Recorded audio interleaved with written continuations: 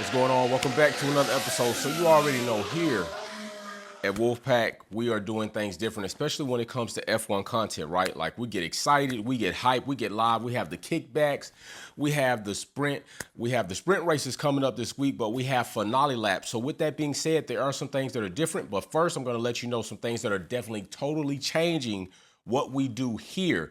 So if you were present before, we had the announcement video of what is to come, and that is the Wolfpack Performance VIP box. All right, this is something that I have been working on pretty long and hard, spent quite a bit of money to bring to you all, right? Because this box is very important. Now, it's also important to know that you can't buy this box. This is not a box like you can go onto my website and you can purchase this box and receive it. This is a box that shows that you've earned the right to not only be VIP here, but you've earned the right by supporting the channel, by sharing the lives, by sharing the videos, by commenting in the comment section, by doing the super chats and the stickers. And I put this together because you all deserve that. I think it's too many channels that are on the platform that you all may contribute to, but then they never give you anything in return. I mean, I know we all offer you content and a place to come and a platform, but I don't think that's enough.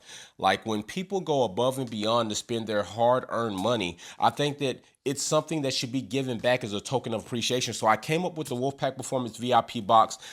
As of yet, it hasn't been disclosed of what's in the box. So if you saw the announcement to the box, you should know that now going forward during the premieres and the finale laps, there's going to be a video that's going to explain what's in this box, how you get and how you earn your way to this box. So I just want to say shout out to you all.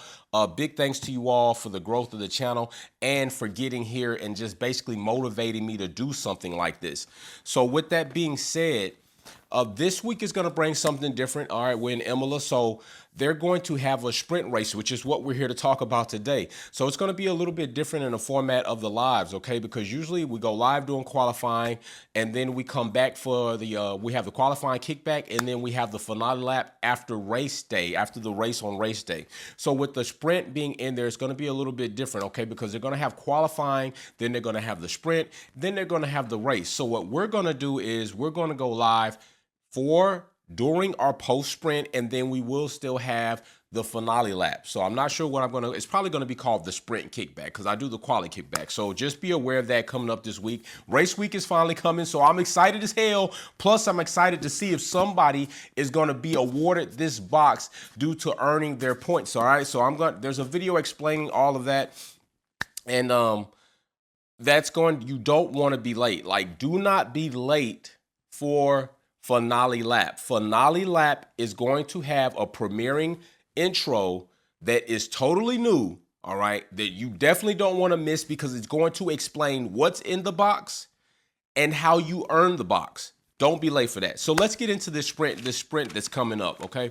So now at first we were going to have more sprints this season, and that was changed as we were going to have more DRSs in Melbourne, and that was changed. Now we got more races this season, supposedly, with some things kind of up in the air. But with that being said, on the sprint side of things, we didn't get as many sprints as they were talking about they were going to have. We still only have the 3 sprints coming. Now there are some format changes to these sprints, especially when it comes to the process, right? So we know we got like no mandatory pit stops and flat out racing. Now, I for one like this flat out racing style because I think it probably puts the drivers back into like a feel of back in their karting days, right? Like there's no bunch of strategies on if we're going to pit now, pit later, the tire. It's going to be like get out there, run flat all out and see if you could take this car to the brink of the edge and be first in the sprint. Now, with that being said, it used to be the top 3 only got points. Now it's the top 8 get points, okay? So with that being said, they say that it's like more at stake, but I don't think it's more at stake because now 8 places will receive points in the sprint, whereas it used to be only 3 places receive the points. Now to me, that things are more at stake when things are limited. So if you tell me like I can be there for dinner and don't worry, there's going to be plenty of food. Don't worry about being on time. We'll have plenty of food there. We'll probably have leftovers and you could take a to-go plate. I'm not really gonna rush to get there where I am because I like to be on time.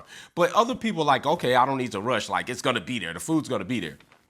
But if you tell your guests, like, hey, we only have a limited amount of plates, we have guests that far exceed that amount. If you're not there on time, you might not eat. Okay, now more is at stake. So if you're telling me that, hey, I can't eat because there's not enough food to feed everybody that's going to show up, I'm doing my best to get there at a time where I can hopefully get me something to eat. That's the same thing in the sprint. Now that you have 8 places awarded points, it's kind of like, okay, well, I can get some points. Even if I don't get the 3 or 4th or 5th, I'm still going to be able to get points all the way down to 8, although not as many points, but points are points, whereas of before, only the top 3 did, and everybody else behind that, you didn't get any points, right? So I think there's more at stake in the initial format, the previous format, than this format. Although I like the fact that 8 point places are awarded points. So some of the teams that are struggling during this season will be able to get some benefits off that, because these points are also awarded to drivers and constructor placement. So that helps, all right? Because there are some constructors that never get points.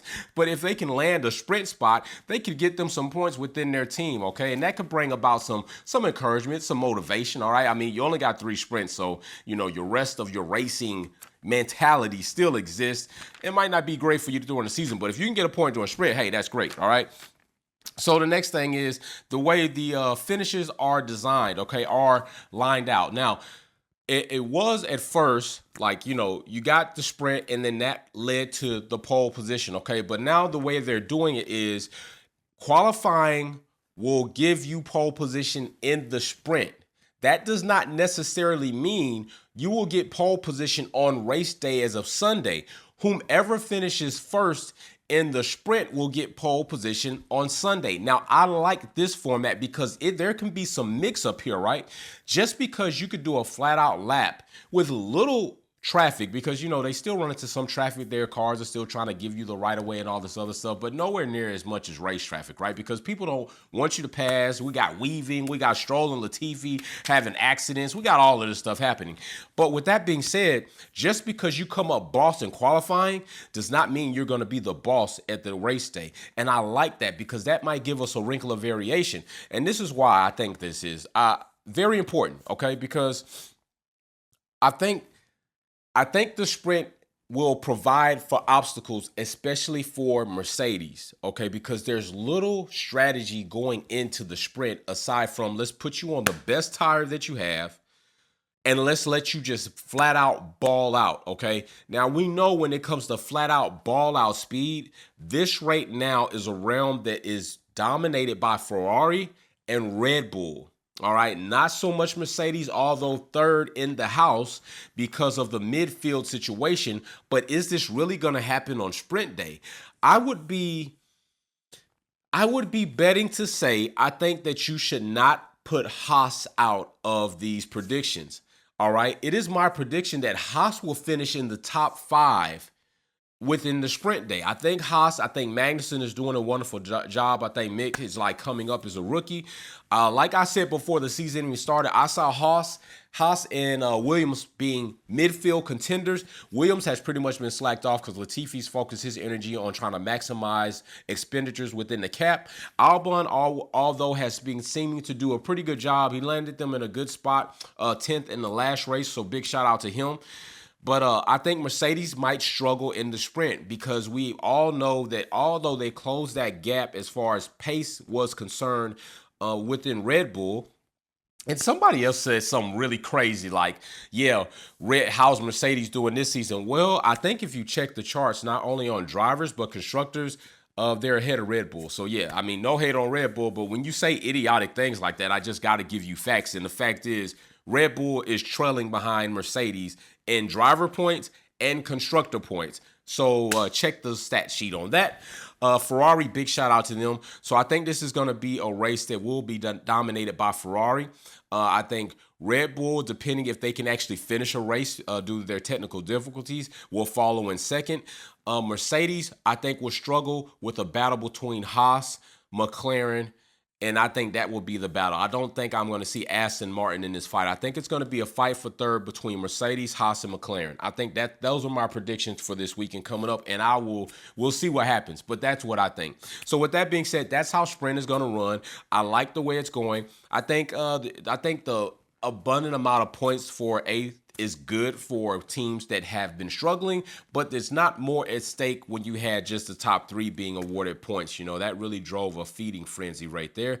I also like the fact that I do hope they do more sprints in the future. Now, doing more sprints might be an incorrect way to go about it, because you really kind of start embarking upon messing up the racing points finishes, but I think it could be good if it allows other teams that struggle on strategies for race day that can have ball out speed and drivers who compete in that environment get some points. So we'll see how it goes. I mean, unless you try it, we don't know how it goes. I wish they would have left the 4 DRS zones at Melbourne and at least seen how it went, but they didn't. They reneged on it. They went with 3. Maybe next year they go with 4. We'll see what happens. Thanks for joining me again. Don't forget, VIP box is coming. Don't miss that announcement. It's for you, by me, for you. Thank you very much. Just build it. Peace. Thanks for tuning in and watching another video here at Wolfpack Performance. Check out some of my other content on Formula 1 issues, our topics, and our DIY products on how to customize your vehicle.